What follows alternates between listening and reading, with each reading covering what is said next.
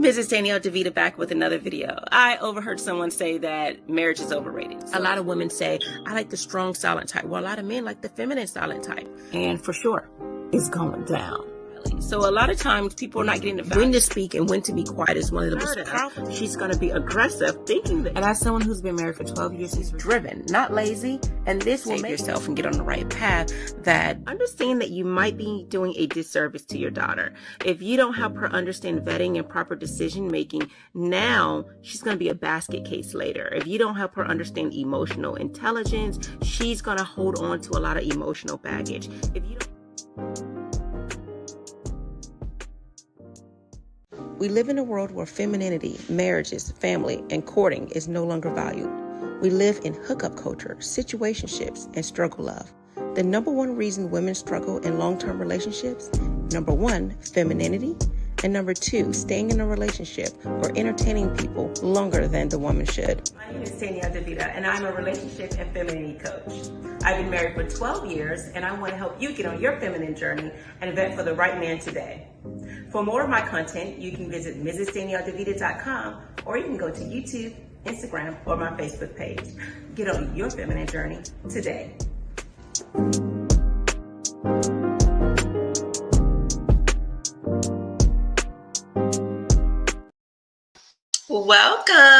Welcome to another live with Mrs. Danielle DeVita. I am back. Happy Thursday. This is a week from Thanksgiving holiday, if you celebrated that. So I hope that you had a wonderful holiday. If I haven't said that in the last live on Tuesday. So today we're going to get right into it. First, some housekeeping rules. If this is your first time watching my content and you like what you hear, if you can go ahead and follow me, if you are on Facebook, if you are on YouTube, if you can subscribe to my channel. I no longer stream on Instagram. I'll leave the shorter videos and clips for Instagram. To know a little bit more about me, I've been married for 12 years and I'm a relationship and femininity coach. And my goal is to help both men and women find a person that they deserve, that's right for them. The two things that I say for women that prevents you from being in a relationship that's best for you is you are not tapping into your femininity.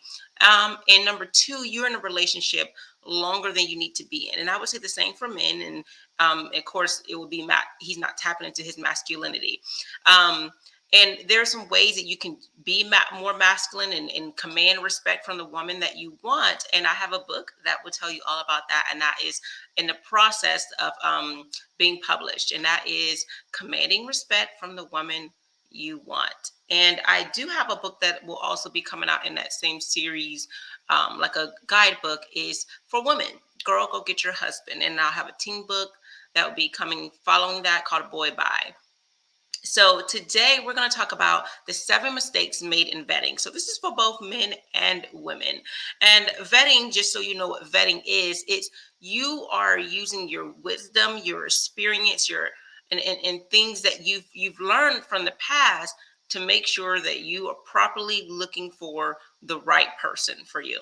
So that this requires critiquing. This just requires looking into what this person is saying, the quality, the conversations that you're having with them, just looking at a plethora of things, not just preferences, but looking into their standards and the compatibility, attractiveness, and seeing if they're the person right for you.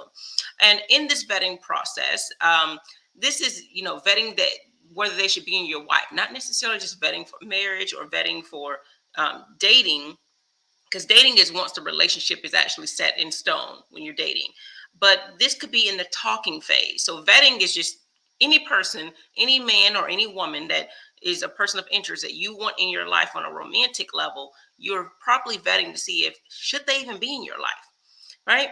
So I'm going to talk about these 7 mistakes that's made in the vetting process. And I know a lot of times people say that when I talk about these things, it's like an interview. And essentially it is. So I'm going to break this down as if it's an interview then.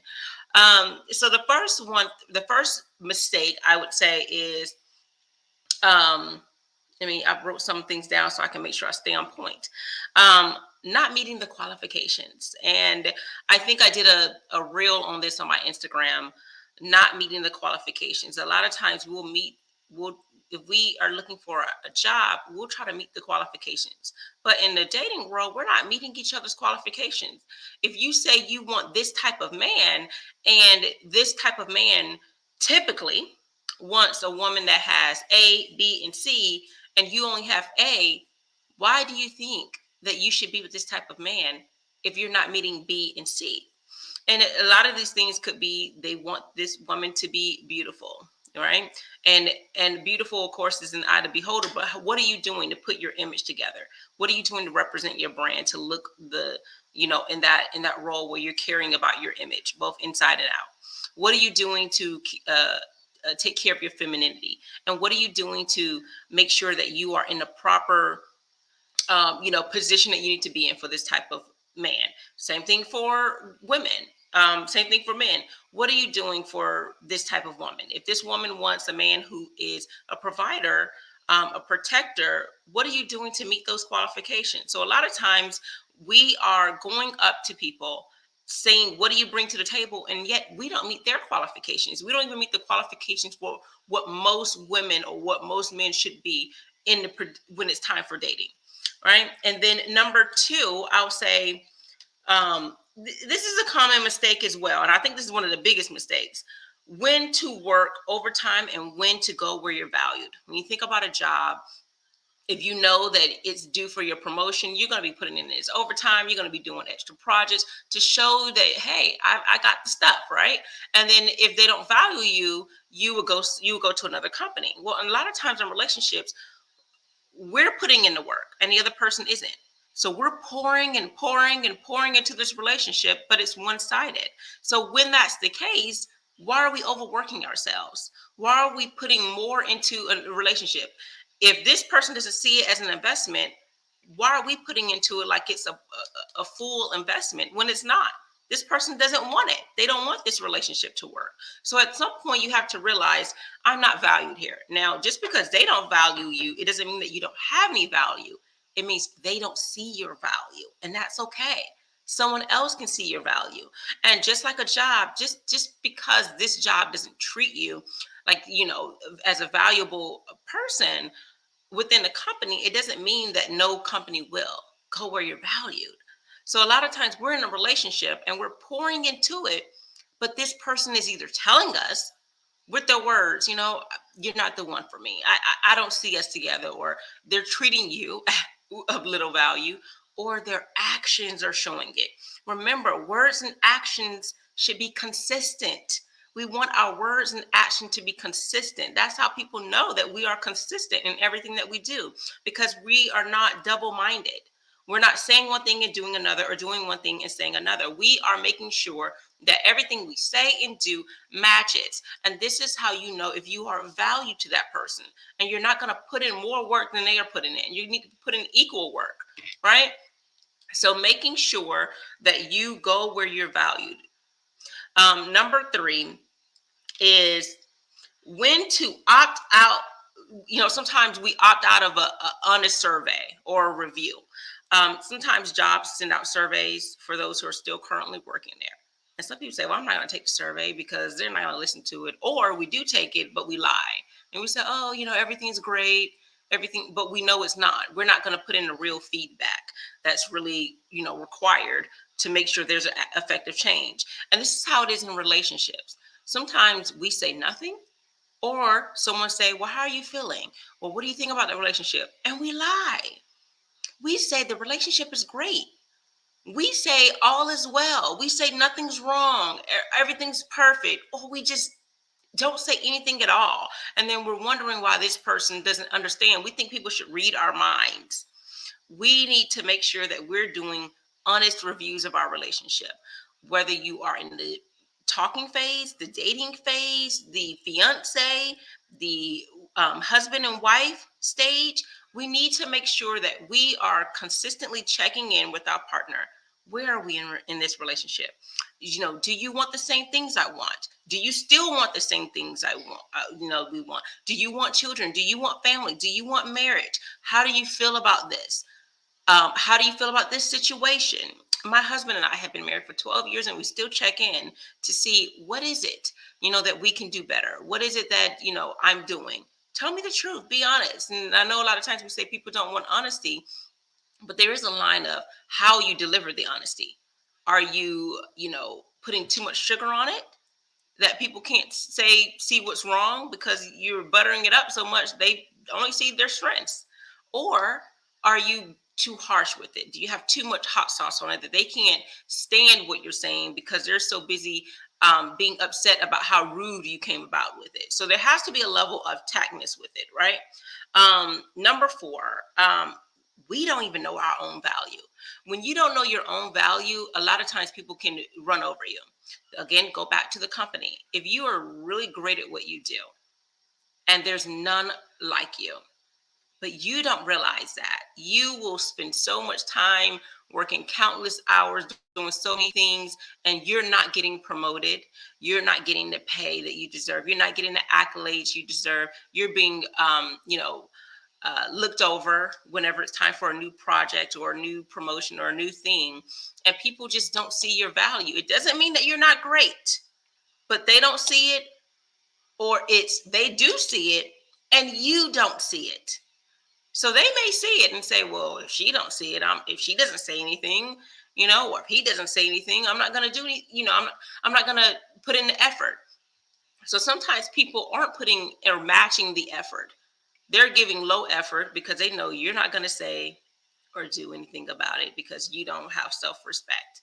You don't see how important you are. And this is where it comes in when I talk about crossroads and boundaries. And no one's going to have crossroads and boundaries if they don't know their own value, if they don't even think it's worth it, right? So I think that it's important that we know our value, know what we have to offer, both men and women, because there's things that men offer and things that women offer that are great. And it's not something, it's not your money men, it's not your body women. You should offer something more than that, okay? Number five, this relationship does not bring out our strengths.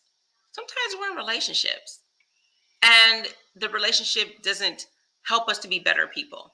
Not to say that you're not already starting out to be the best version of yourself, but that person doesn't help you want to be even better, help you to look into yourself and aspire for greatness, because they're maybe mediocre or they're just everything. The relationship is blah. They're not pulling out your strengths. They're not matching your strengths. They're not helping you multiply your strengths. There's nothing. They're not helping you build and grow. It's just that there. Do you want to be in a relationship like that? Do you want to be in a relationship where your strengths are not magnified because the person next to you is complimenting you? I say, if you see me and the person that I am today, it's because I have people in my lives, not just my husband, but people in general that help me want to be better. Who's helping you be better?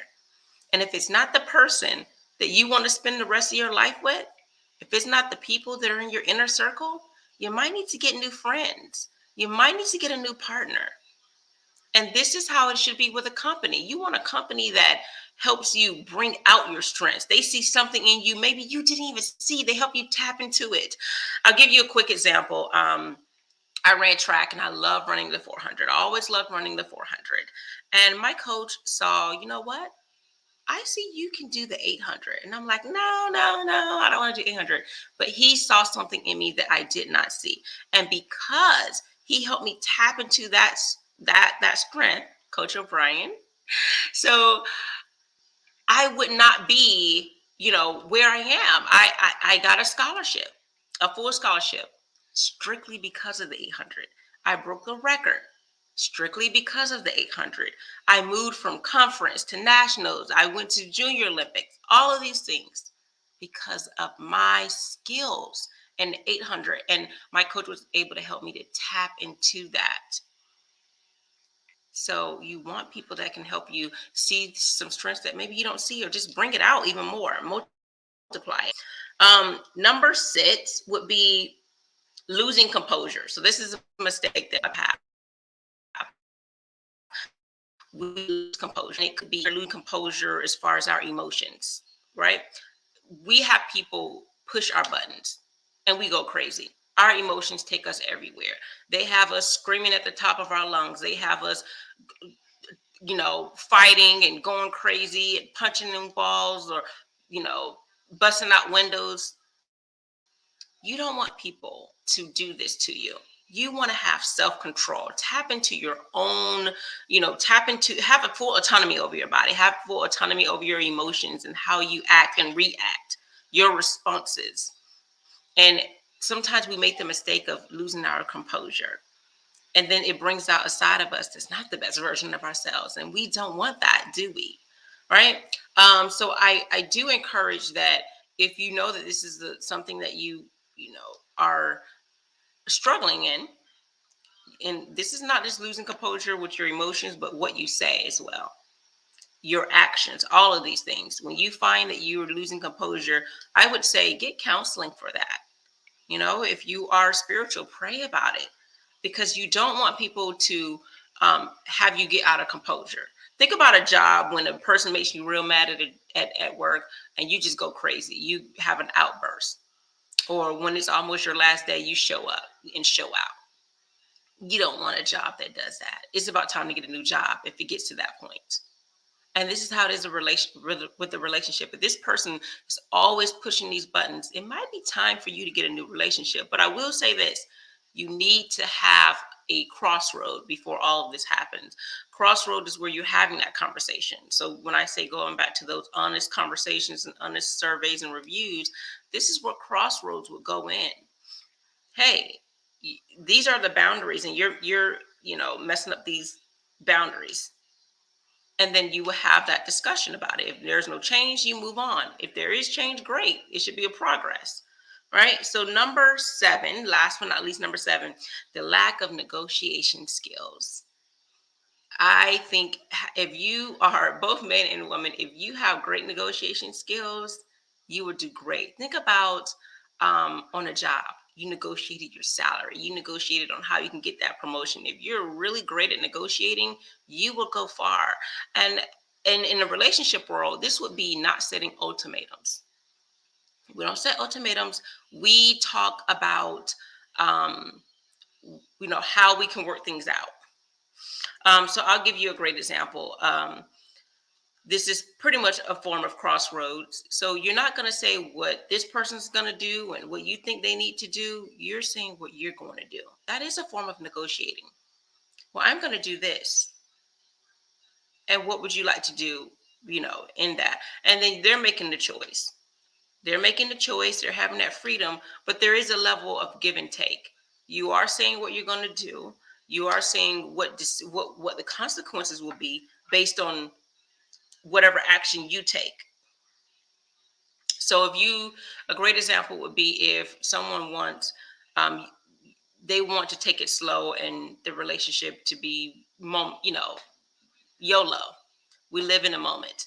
And you want a serious relationship. You're not going to tell them they need to take the relationship more seriously. You're going to say, well, I want a serious relationship. So I am going to go and be with someone who is ready for a serious relationship. And if that's not you, so be it. You're negotiating. You're letting them know, this for that. And they're going to either say, okay, well, I want to be in a serious relationship because I want to be with you, or bye. And you have to understand that's still a form of negotiating. If you ask a job, you're worth 6 figures.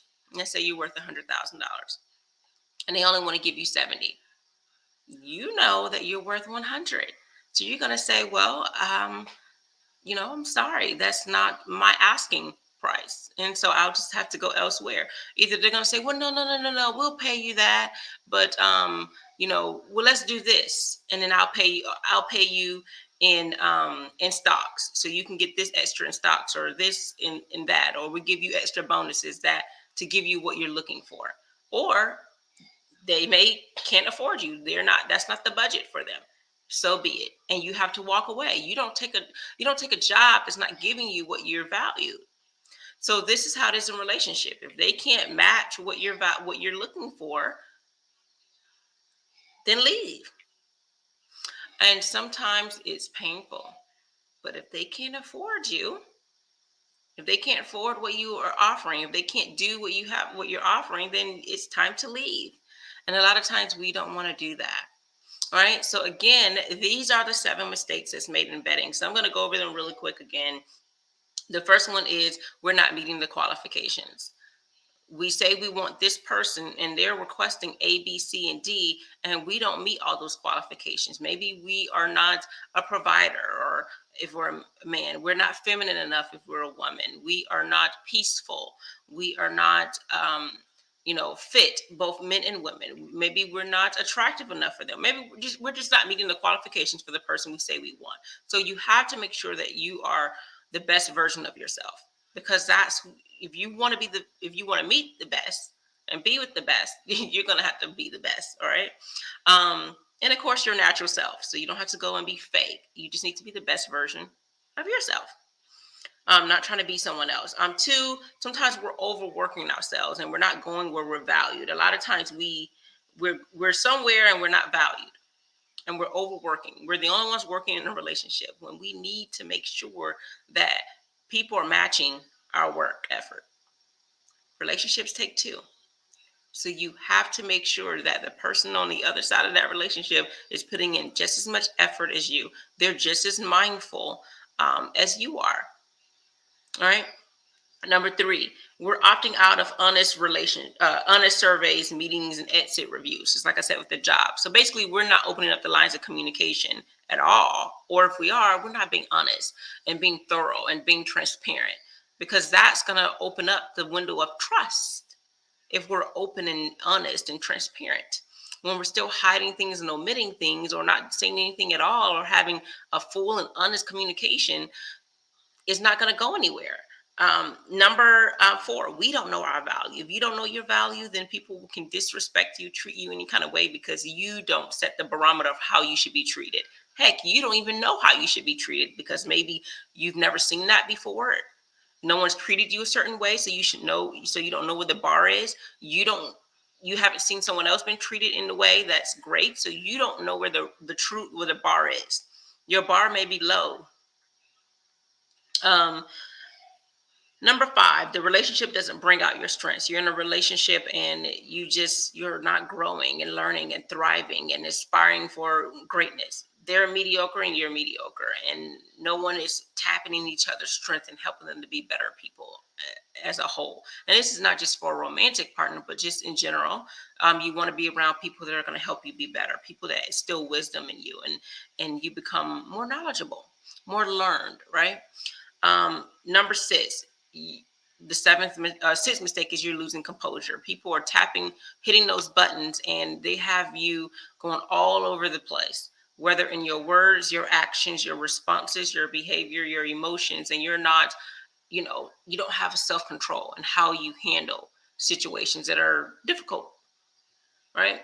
And last, of course, but not least, is you don't know the art of negotiation. You like to throw out ultimatums. You like to tell people what they're not going to do, what they are going to do, and demand people to do things.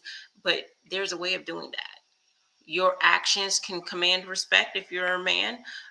Your actions can, your presence alone, your femininity can command respect if you're a woman. So there's ways of doing this through your actions and negotiating through what you say and how you say things. That's why I say it's important on how you say things, because if you say it the right way, you can get what you want. All right. And if the person's not for you, then it doesn't matter. It doesn't matter. You don't have to be trying to negotiate and force them to do something. Go where you're valued. All right. So once again, I appreciate you guys listening to my content. Of course, there is a phone number right here, 813-816-1813. If you did want to call in, sorry for the fish stick, says sorry to interrupt, but when are your books coming out? I actually am right now in the publishing stages of Commanding Respect from the Woman You Want. So I will post when they'll be out, and I'll have them available for pre-order very soon. I am just going through the very final stages of my editing process, and then I'll have them ready to be published. But I'm trying to get the book covers and all of those things going out. So I'll have them available for pre-order before they actually hit the press. Okay. So I want to say they're going to be out by Christmas. I definitely hope they'll be out by Christmas. And if they're not actually out by Christmas hitting the press, they will be available for pre-order by then. And then the next series in the books, I'll make sure I have them up and ready 30 days after that. So I have a lot more things to get going. I didn't know how long it took to try to get a book to the press. But thank you all so much for taking the time to listen to my content. Thank you, Fish Sticks, for asking a question, because I do want to make sure I get that out. So I will start you'll start seeing more promos about the book once I get the cover going. Okay. All right. So if you do guys want to comment, and this is not the live stream when you're watching, go ahead and comment. If you have something that you want me to talk about on the next live stream, which is on Tuesday, let me know so I can post those, or I can put a video up when I try to post my videos on Mondays and Fridays. So I'll try to get a video out for tomorrow. Trying to get so many things out at one time. All right. So again, appreciate you listening in. You all take care. We live in a world where femininity, marriages, family, and courting is no longer valued. We live in hookup culture, situationships, and struggle love. The number one reason women struggle in long-term relationships, number one, femininity, and number two, staying in a relationship or entertaining people longer than the woman should. My name is Tania DeVita, and I'm a relationship and femininity coach. I've been married for 12 years, and I want to help you get on your feminine journey and vet for the right man today. For more of my content, you can visit MrsDanielleDeVita.com, or you can go to YouTube, Instagram, or my Facebook page. Get on your feminine journey today.